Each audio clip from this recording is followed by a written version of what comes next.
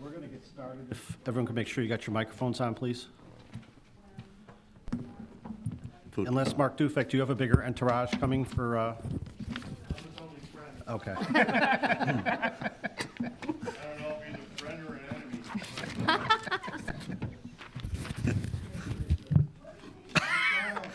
enemy. Mark, do not talk to your mom like that. Mrs. Dufek, would you please sit down? She doesn't listen to me.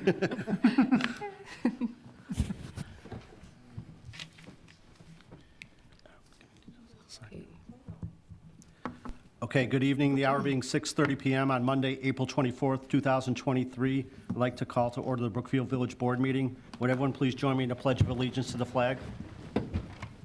I pledge allegiance to the flag of the United States of America and to the republic for which it stands, one nation, under God, indivisible, with liberty and justice for all.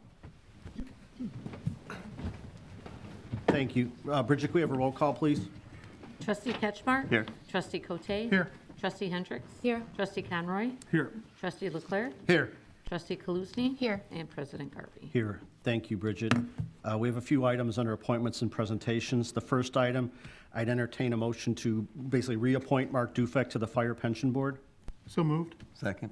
The motion was made by Trustee Cote, second by Trustee Ketchmark. Are there any questions or comments on the reappointment? Okay, hearing none, roll call, please. Trustee Ketchmark? Aye. Trustee Cote? Aye. Trustee Hendricks? Aye. Trustee Conroy? Aye. Trustee Leclerc? Aye. Trustee Kaluzny? Aye. Motion passes. Okay, congratulations, Mark. I think if you could please come up, Bridget would like to swear you in. Do you want your mom to come up for a picture too? Or do you want your mom to come up for a picture? No, you could. It would have been 5 years on the 28th that you gave me the oath as fire chief. Oh, there you are. Deja vu. There I am. Pensioner. 36 years, going strong. There you go. Living like Eddie. There you go. I don't know. No. Raise your right hand. I, Mark Dufek, I am Rick Dufek, having been appointed to the office of Fire Pension Board having been appointed to the Office of Fire Pension Board in the Village of Brookfield, in the Village of Brookfield, in the County of Cook, in the County of Cook, do solemnly swear do solemnly swear that I will support the Constitution of the United States, that I will support the Constitution of the United States, the Constitution of the State of Illinois, the Constitution of the State of Illinois, and that I will faithfully discharge the duties of and that I will faithfully discharge the duties of the office of Fire Pension Board the Office of Fire Pension Board according to the best of my abilities. according to the best of my ability. Thank you. Thank you for agreeing to serve in this very important position. We appreciate you. D-U-F-F. Well, I didn't know if it said S or not. Thank you, Mark. Alrighty. Appreciate it. Thank you.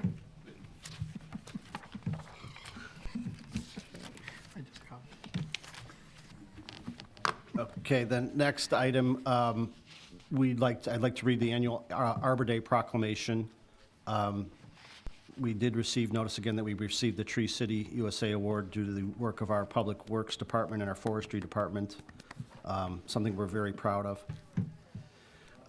Whereas trees in our community increase property values, enhance the economic vitality of business areas, and beautify our community, and whereas trees are a renewable resource giving us paper, wood for our homes, fuel for our fires, and countless other wood products, and whereas trees, wherever they are planted, are a source of joy and spiritual renewal, and whereas the planting of trees supports our community's well-being and helps sustain present and future generations, and whereas the Village of Brookfield has been recognized as a Tree City USA by the National Arbor Day Foundation and desires to continue its tree planting tradition. Now therefore be it proclaimed as by the President and Board of Trustees of the Village of Brookfield, we do hereby proclaim April 28th, 2023 as Arbor Day in the Village of Brookfield, and urging all citizens to support efforts to protect our trees and woodlands and to support our village's urban forestry program. And I'll be honored to sign that today. And again, thank you and congratulations to our Forestry Department and our Public Works Department. Okay, and we have another very important proclamation to read for National Library Week. For 2023 National Library Week, whereas libraries provide the opportunity for everyone to pursue their passions and engage in lifelong learning, allowing them to live their best life.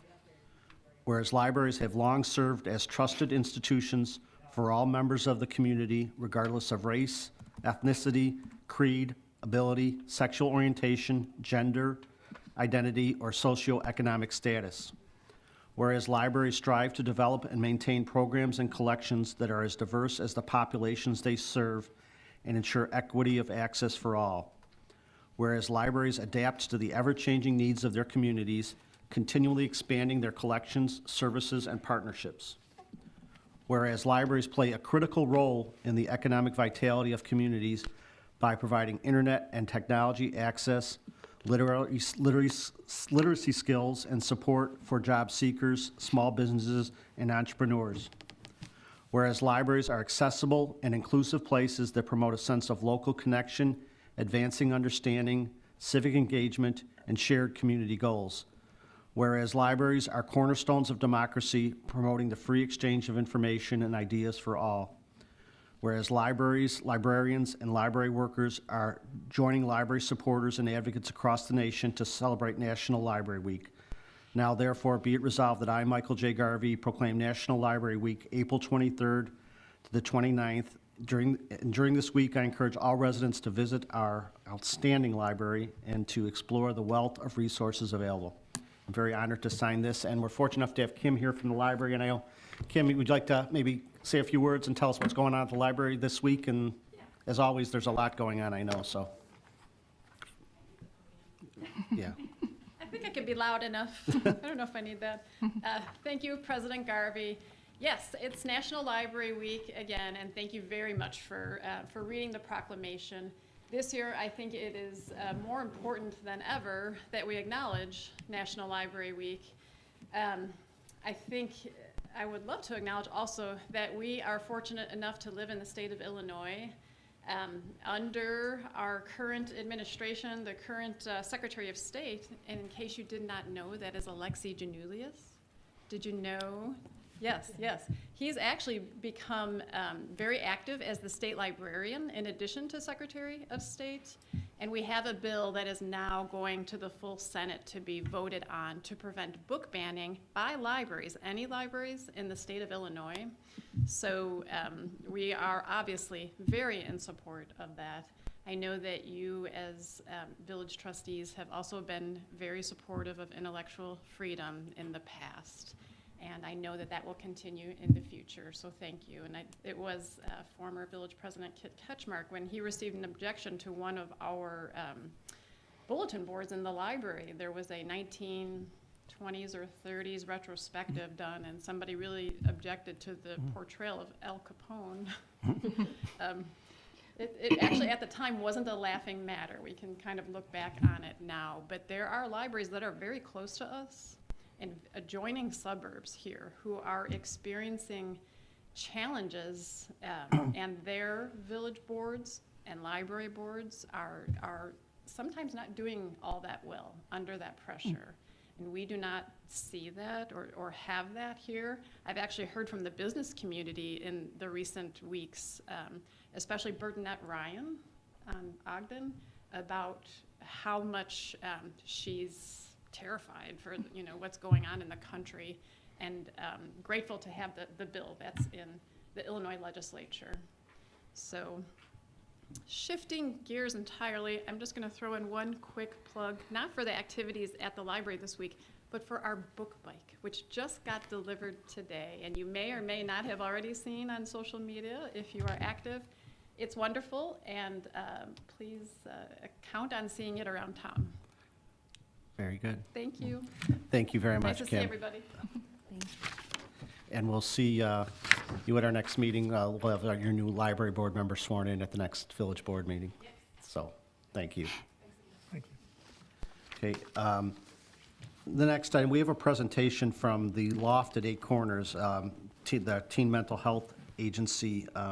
We've talked about this previously at the meetings.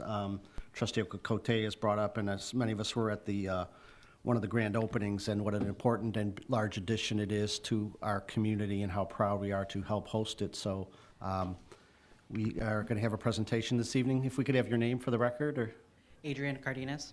welcome, Adrian.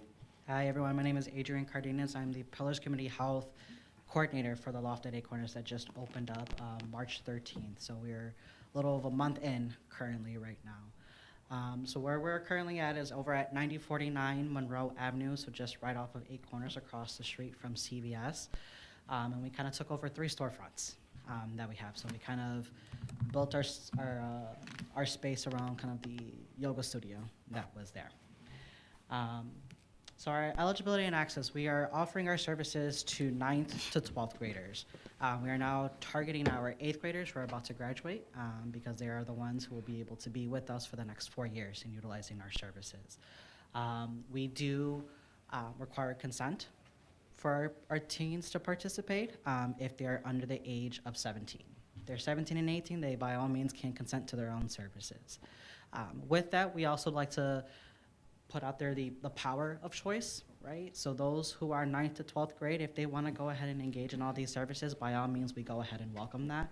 If it's not something that they want to go ahead and engage in, we're not going to go ahead and force them to do that, right? They're forced to do a lot of other things as kids and as teenagers, and we don't want the Loft at Eight Corners to be that space at the same time too.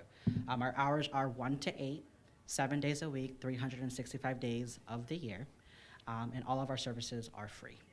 So they can go ahead and walk in to participate in a group, to have a one-on-one session with a recovery support specialist, and all of it is free. Our consents can be found online as well as in person as well. So some of the services that we provide are peer support, groups, crisis intervention, family support, and mental health screening. So on a daily basis, a teen is walking in and they are being screened for some symptoms of suicide, anxiety, but also suicidality. We want to make sure that we are catching all of these things so that we can then determine their appropriate level of care moving forward. We do have peer support, and which is they're meeting with a recovery support specialist, who are individuals who are living well in their own mental health recovery. So they're able to share their own story with their teens, not too much, but just enough to kind of show them you are able to kind of get through this, providing them that glimmer of hope, if you will. Our crisis intervention, right, after that screening, if for whatever they screen positive on it and we need to intervene and we need to ask more questions to get clarification, one of our clinicians, our QMHPs, qualified mental health professionals, will step in to assess further to determine what their needs are. Our ultimate goal is to safety plan at most, right? If we do need to hospitalize, we will do that and we will assist the teen and the parent to that, but our ultimate goal is to safety plan and keep them stabilized in the community as best as we possibly can. We do provide family support, so we do have a family support specialist on site to really provide education and support to the parents and to the families. So they can really say, this is what your teen is going through, this is how you could further support them in their mental health journey as well. We are comprised of a interprofessional team, so we do have our coordinator, which is me, we do have a program manager, we then have a education manager, our family support specialist, and then our recovery support specialist as well. So different levels that we're all coming from, kind of really providing the care and the needs to our teens and to the families that walk through the building. So this is just a glimpse of kind of what our calendar looks like. So on any given day, we have at least 4 groups a day, starting at 4 p.m., just because kids currently are still in school right now. Come summertime, we're going to bump some of those groups up so that they can go ahead and participate and don't have to wait until the evening to participate for these groups. Some of my favorites are one, Interconnected, which focuses on healthy relationships with not only ourselves, but with others. And it's rooted in evidence-based practice as well. And one of my other favorites is called OMG, which is Owning My Grades. So giving the teens an intentional space, right, to do their homework. I don't know about you, but I know when I was in high school, I always felt like I had no time to complete any of my homework. The anxiety kind of crept in, and I didn't know what to do with that, right? Depression then starts to kind of kick in with those symptoms because we're now failing our grades. But if we could give the teens a space to kind of do that intentionally with a quiet space, they'll be able to go ahead and succeed, right? We have a lot of other groups from skill building to psychoeducational all the way to movement. So like yoga, which we offer twice a week, again, which is free for our teens to utilize. Some of the things that we don't, just some statistics. So by the end of week 1, or by 4/9, which was close to our 1 month mark, we had a total of 20 participants register to engage with us at the loft. Now, have they all participated? Not all, right? But we are trying to figure out what those barriers are and trying to bring them in so that they continue to utilize our services as much as they possibly can. So just a few important things, right? That while we do provide crisis intervention, we do, further assess our teens, and we do one-on-one with our recovery support specialists, that we don't do formal assessments. So we don't do those in-depth formal assessments you would do on the first time you're meeting with a therapist. We don't give diagnoses either. We can give our families those resources as to where they can get those formal resources if they are needing one. We don't do any psychiatry or any med management. Again, we will provide those resources to our families if that is something that they are needing. We're not a substitute for an ER. While yes, if they are in a crisis, you can definitely come to us so that we can help de-escalate. But by no means are we the substitute for an ER. And as well, we're not a substitute for therapy. While yes, we do provide that one-on-one therapy, our recovery support specialists are not qualified mental health professionals to provide one-on-one therapy at the same time too. If they are needing those resources, we will be more than happy to point out those resources for them, depending on their insurance, sliding scale, whatever it is that they are needing in that moment. So these are just a few pictures of our space on the inside, so it has been very revamped to kind of what was in there before. Someone is always at our front desk greeting everyone, taking in paperwork so that we can get our teams started to start programming. Our wonderful waiting area, a little nice fun fact, that wallpaper in that waiting area was there originally from the yoga studio, and we kind of kept it, which is kind of cool. We do have our wellness room, which is our yoga room. We have a total of 4 offices for our recovery support specialists and our clinicians to sit in so that we are there, but also have that privacy to do those one-on-ones with our teens. our family support room, and then our kitchen. So while yes, the staff, we are there, we need to eat, we need to utilize the kitchen, it's also a space for the teens to utilize where we will have water and beverages and also snacks for them to utilize as well. So it's a space for teens that was created by teens as well. And that's it. If you guys have any questions, I am the point person for the Loft at 8 Corners. I am the coordinator, and I am there 40 hours a week, so it's my new office space, which I'm kind of excited about as well. Well, again, thank you so much. When I attended the open house, the ceremony you had, and got a chance to briefly tour the facility, I was just so impressed. I mean, the opening itself, just to see how many different organizations and groups partnered to make this happen, was just incredible to see how many different groups came together to make this happen. And then when I got to go inside and see the space and how welcoming it is. And then I was fascinated to hear that you're going to be open 365 days a year. I mean, that's, as we know, these issues do not have regular scheduled when they, set in or something happens. And the way you pointed out what services you do not provide and things, but it's, the way I look at it is it's somewhere close in the neighborhood that they can go and start. If there's, you'll make the appropriate recommendation or referral, but someone, I assume teens, like most people, could be reluctant to maybe start off at an emergency room or a doctor, whereas if they can talk to someone in their community, somewhere close to home, friendly location, and then get the help and the referrals to go forward from there. So, I mean, it's a tremendous asset to our community, and we're so thankful that you're here in Brookfield, so. Absolutely. We're glad to be here. We're a collaboration between NAMI Metro Suburban and LaGrange and Pillars Community House. So I am an employee of Pillars Community House. So it's kind of a collaboration that's been kind of ongoing for the past, I want to say, over 2 years now. So to kind of see it come to fruition is really nice. I was there for the beginning chatter of it. So now to be in the position and to kind of help run it, it's alleviating, right? And now we just have to get the teens in, Yes. for them to utilize the program. Well, Thank you so very much. Facilities and services like this are very important and needed in our community. Thank you very Absolutely. much. Absolutely. and we'll continue to help in any way we can. Absolutely. Thank you guys so Staff much. and the board, thank you so much.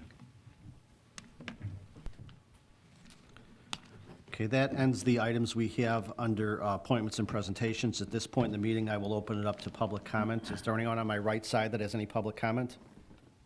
Mrs. Dufek, can you, okay.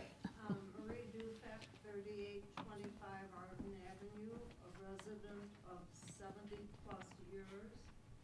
And I read in the landmark of March 15th, and they showed an aerial view of what plans are for South Kiwanis Park.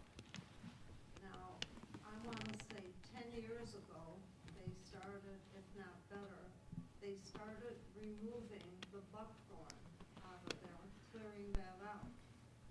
Now, I've heard rumors that a park is gonna go in there, a bike path, which we fought. C.P. Hall was on the board, and I think it was maybe Tom Sequin's president. They wanted to put a bike path through there, and we fought that. Now, I would like to know what the plans are. In the article in the landmark, it said they were going to discuss at the beginning of April. We haven't heard any of the plans for what they're gonna do with the park.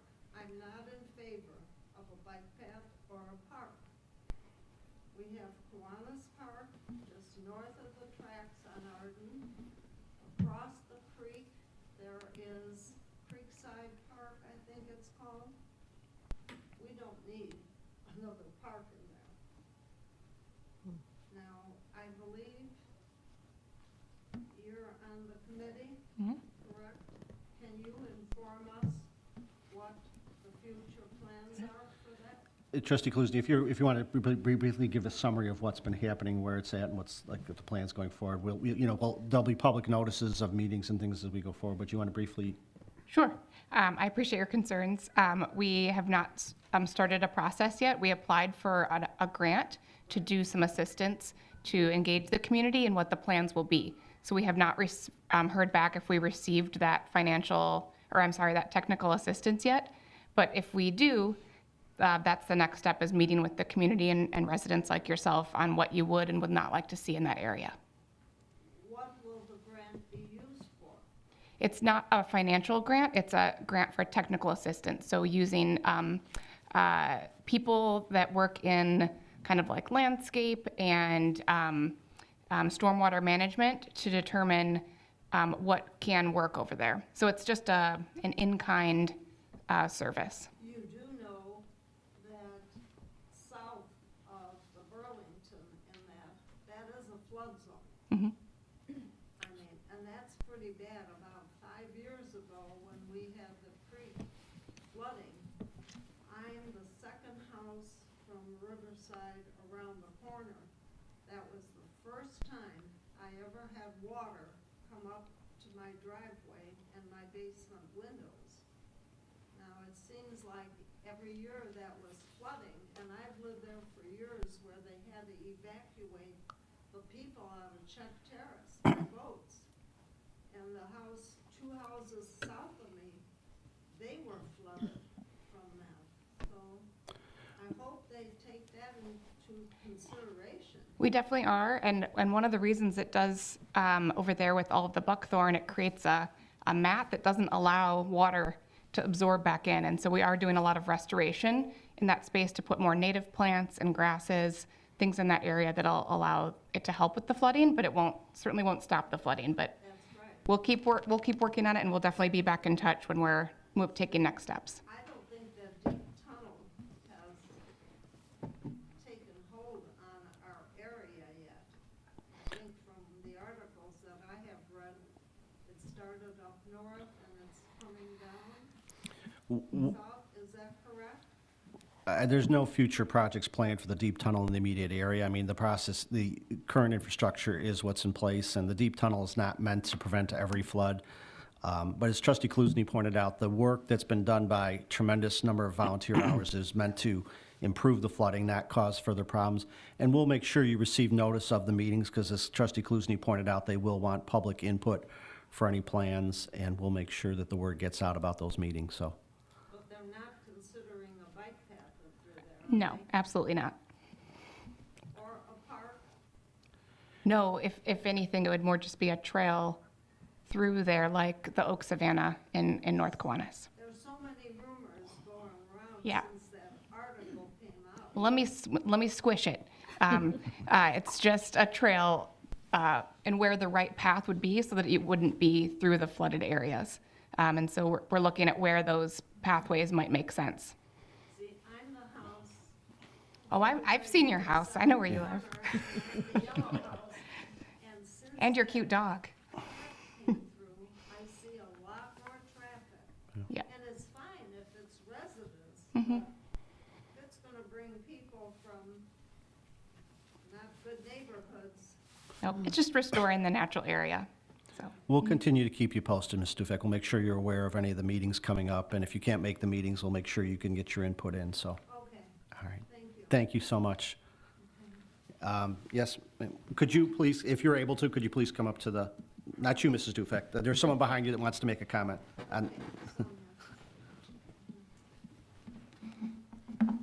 Hello, everyone. My name is Sonia Gadlowski. I reside at 3817 Arden Avenue. I'm right next to Marie Dufek, and I just want to be included as well. Do you have a general idea of the timeline when you might expect a response?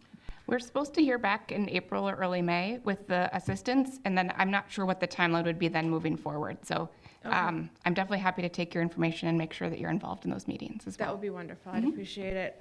Yeah, I mean, just generally, my concerns are, yeah, it's a floodplain, that if it turns into a nature park, there'd be signs letting people know to pick up after their dogs.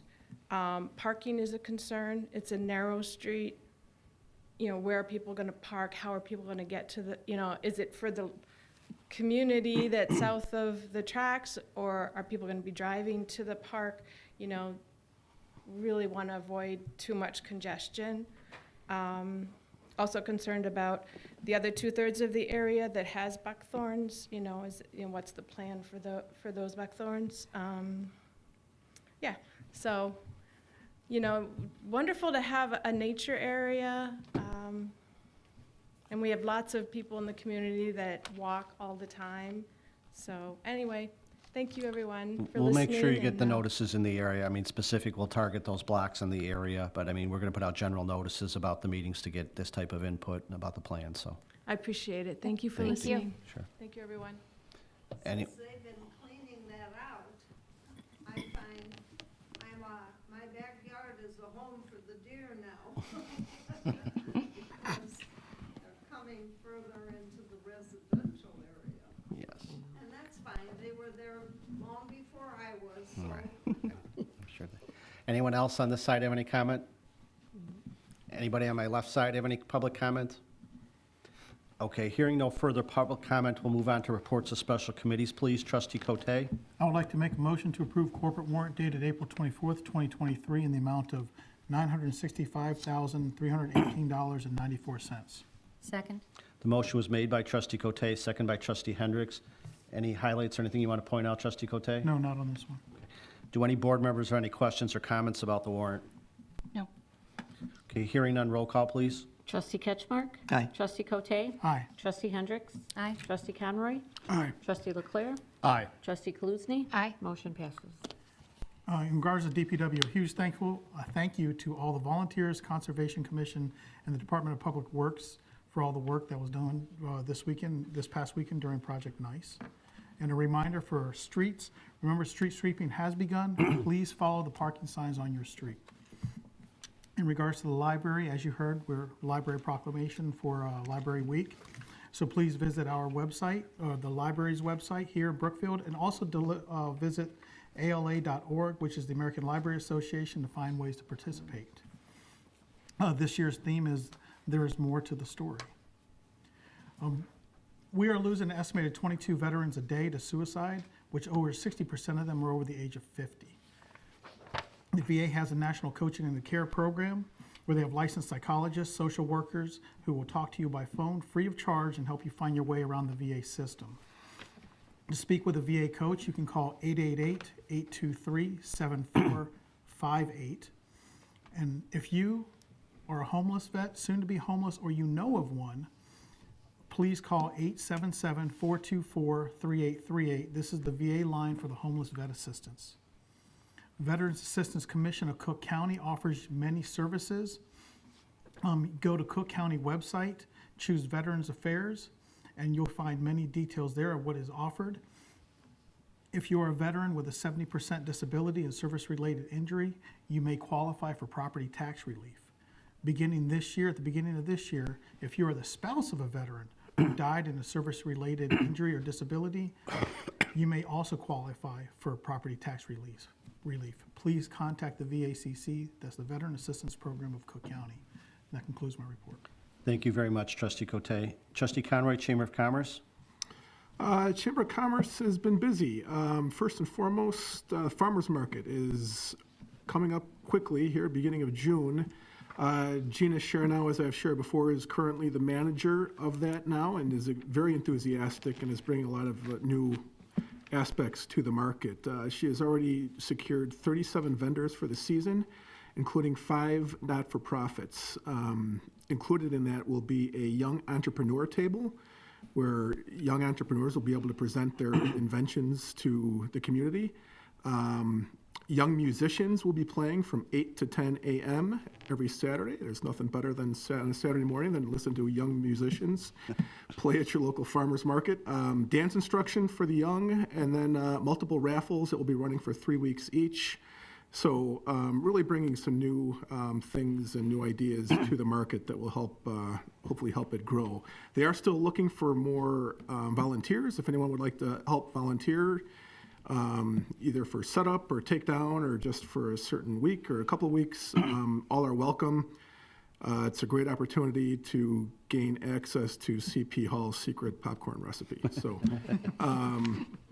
if anyone's interested in that, please reach out to the chamber or myself.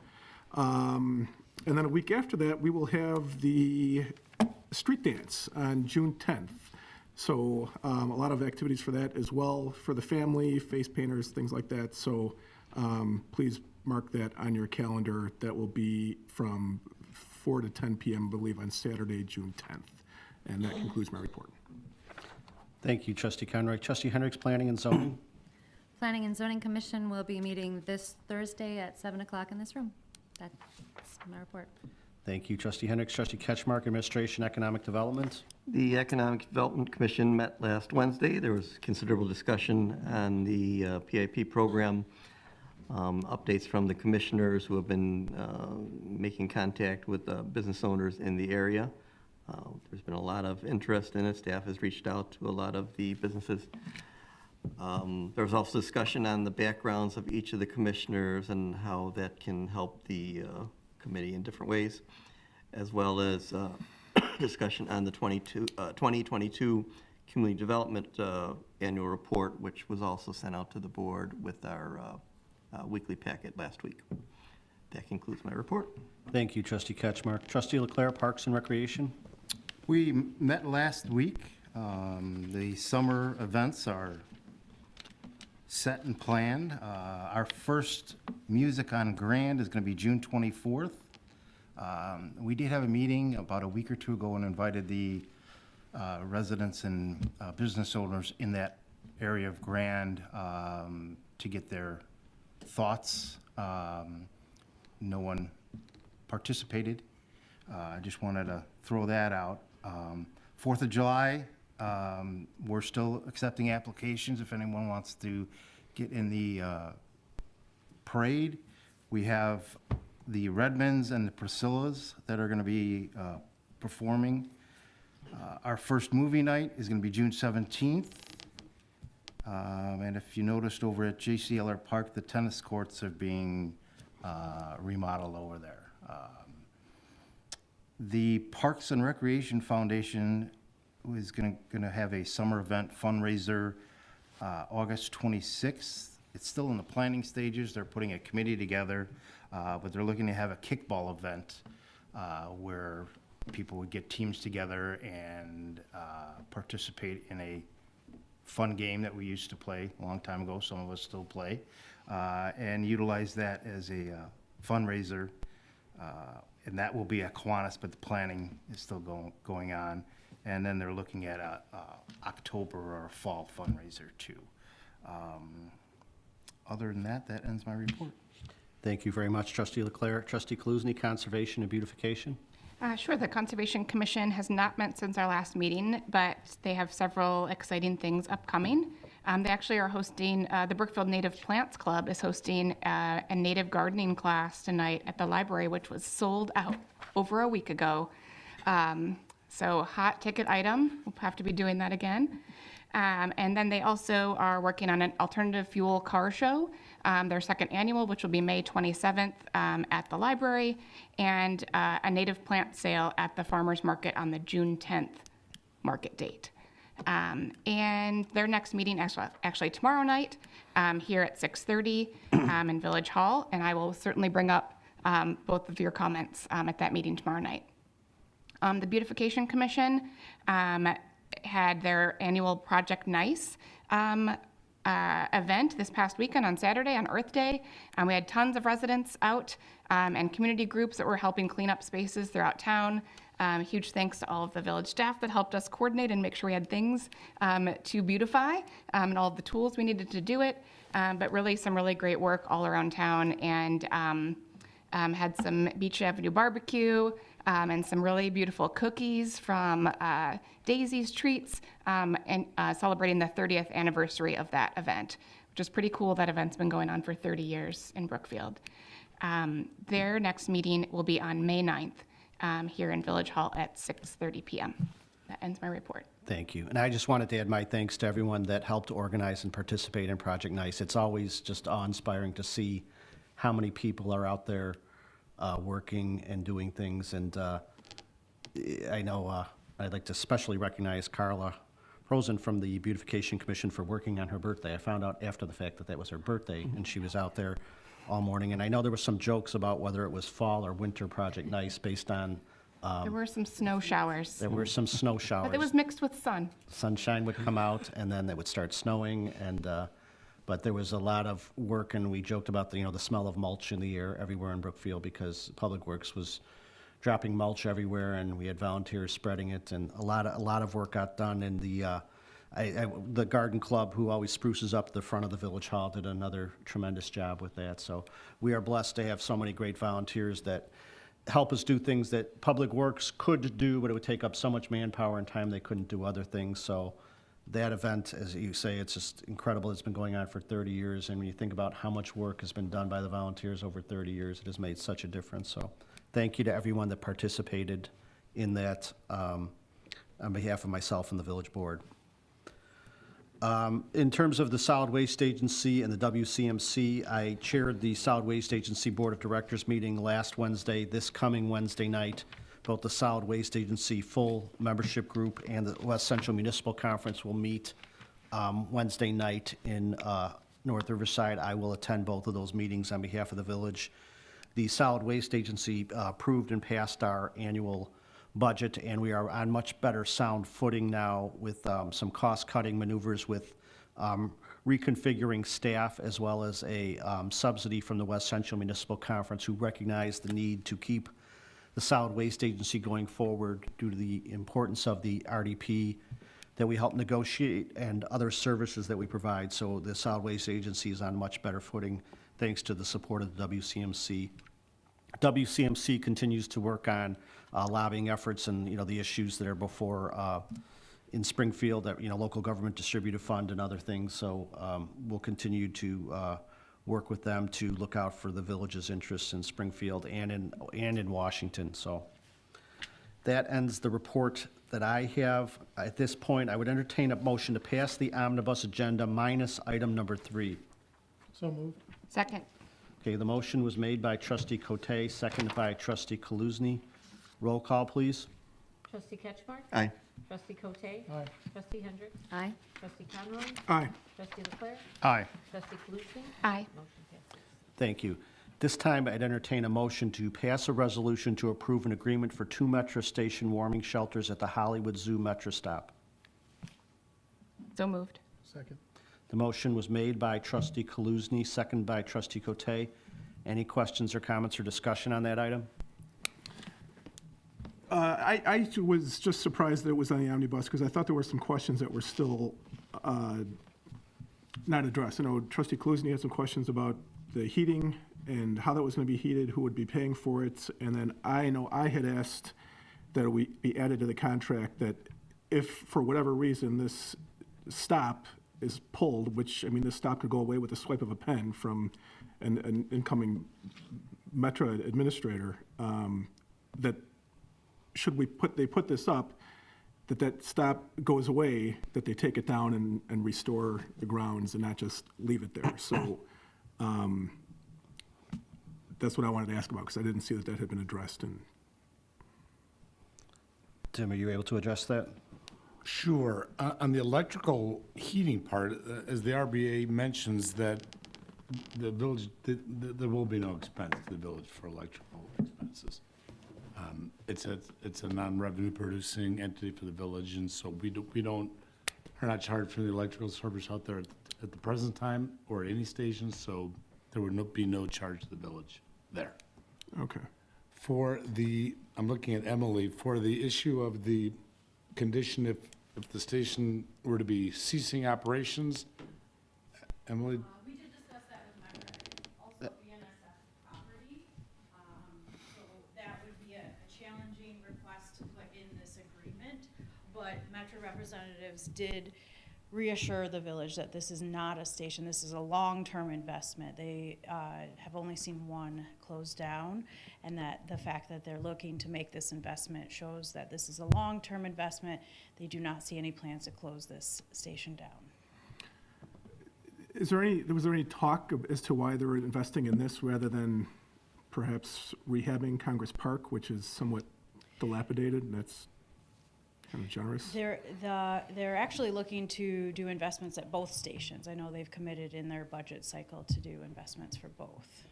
I know there was initial talk at one point, but I hadn't heard.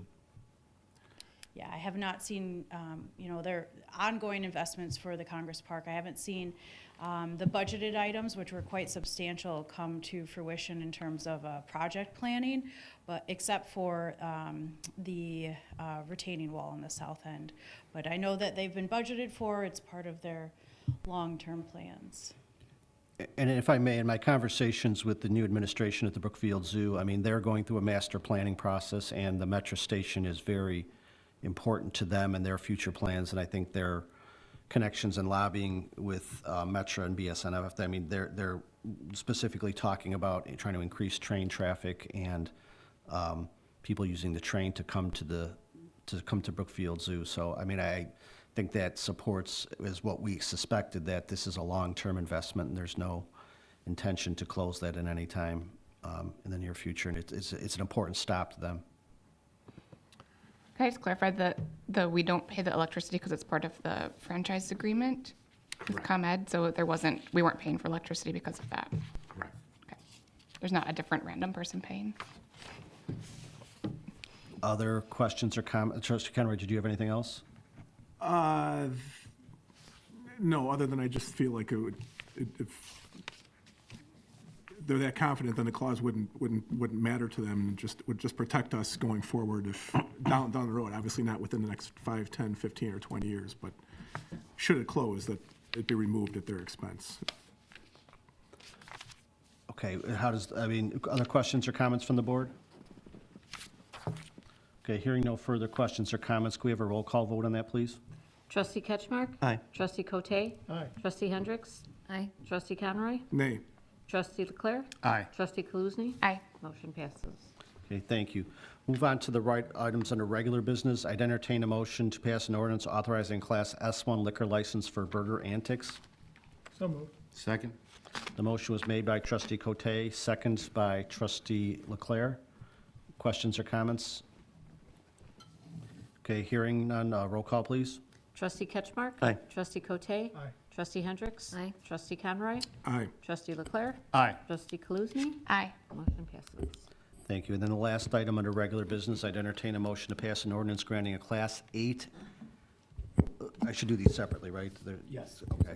So the first, I'd entertain a motion to pass an ordinance to grant a Class 8 liquor license to Warm Wick at 3732 Prairie for a special event on April 29th, 2023. So moved. Second. The motion was made by Trustee Kaluzny, second by Trustee Cote.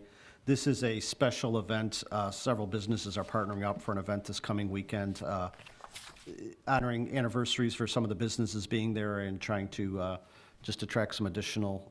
So I know Warmwick and the Record Shop and Fill My Jar are kind of working together, and I believe Cycle Brookfield is offering some bike repair services and other things going on. So it's truly a collaboration between a lot of groups. But Warmwick is the request for the recipient of the liquor license for this, and the board would need to create a Class 8 for the event and then a Class S3 after that. So the first item is the Class 8. Are there any questions or comments from the board or concerns about the Class 8? Okay, hearing none, roll call, please. Trustee Ketchmark? Aye. Trustee Cote? Aye. Trustee Hendricks? Aye. Trustee Conroy? Aye. Trustee Leclerc? Aye. Trustee Kaluzny? Aye. Motion passes. Thank you. Then I'd entertain a motion to pass an ordinance granting a Class S3 liquor license to Warmwick 3732 Prairie for a special event April 29th, 2023. So moved. Second. The motion was made by Trustee Cote, second by Trustee Hendricks. Any questions or comments on the Class S3 liquor license for the same event? Okay, hearing none, roll call, please. Trustee Ketchmark? Aye. Trustee Cote? Aye. Trustee Hendricks? Aye. Trustee Conroy? Aye. Trustee Leclerc? Aye. Trustee Kaluzny? Aye. Motion passes. Thank you. Tim, do you have anything in the manager's report? Thank you, President Garvey. Yes, in lieu of the fact that we don't have a committee of the whole, I thought maybe I would spend a little bit of time updating the board on several important projects going in and around the village, starting with our website and recognizing that the website is a key communication device for our residents, 24/7, 365. Hasn't been updated in quite some time. The board did approve money in the budget this year to do a major comprehensive update of the village website. We are working on that. We have secured the firm called Revise, is a think they're nationwide, consulting firm that does many websites of municipalities in our area. They are working with our staff to do that. We are updating and defining how the page will work, how the page will interact with both the staff and the public. We are estimating a go-live date by the end of May, and prior to that live date, we'll come to the board of the committee of the whole, probably sometime in May, and demonstrate to the board how it's going to look, how it's going to work, how it's going to feel, and so forth. So we are continuing to work on that. Second of all, the board also approved money in this year's budget for a rec center feasibility study. That process is ongoing. We have had a little bit of a delay caused by somebody over here that left the Parks and Rec Department and is now in the manager's office. We have a new director. So there's been about a month or so delay in this. The consultant, Williams Architects, has been working on demographic analysis, looking at our projects and our programs, trying to understand what our market is both currently and prospectively for a facility of this type and whether that is a need in the community. The original end date for this report was going to be June of this year. We are now estimating that by the end of September, we will have come to the board of the committee of the whole to discuss the results of this study. So we are ongoing working with that. As Trustee Leclerc mentioned, Elder Court tennis court and basketball court redevelopment project has started. The contractor is out there, work is ongoing, and we're expecting that project should be relatively quick, famous last words, but by the end of May, that project should be completed. And as a reminder, we did receive an OSLAD grant also for Ellert Park for the village's first inclusive playground. We received that grant through the Illinois Department of Natural Resources, and we are working on submitting a request for proposals process to secure the services of a design engineer and landscape architect to help us as we work through that project. And we are anticipating that that project will be planned, completed by the end of this year, and then we will apply for the grant refunding. That is what I have. Thank you very much, Tim. Before we adjourn, with Trustee Conroy talking about all the fun events coming up with the Chamber of Commerce with the street dance, and Trustee Leclerc talking about all the other events, it just also reminded me that it is going to be baseball season. The Little League opening day was supposed to happen on Saturday, the official ceremony, but due to cold and snow, they delayed it. But I know tonight there's a game or a practice going on right now, so there will be activity around all our parks. We have a lot of Little League and T-ball games going on, so please, drive extra careful around the parks as these parks will be used a lot, and there'll be a lot of families crossing and going to these games, and stop in and see some games. So, all right, that's all the items we have on the village board agenda, so I would entertain a motion to adjourn at 7:29 p.m. So moved. Second. The motion to adjourn was made by Trustee Leclerc, second by Trustee Hendricks. Roll call, please. Trustee Ketchmark? Aye. Trustee Cote? Aye. Trustee Hendricks? Aye. Trustee Conroy? Aye. Trustee Leclerc? Aye. Trustee Kaluzny? Aye. Motion passes. Okay, the board meeting's adjourned at 7:20. We're just going to take a moment or two, and we're going to go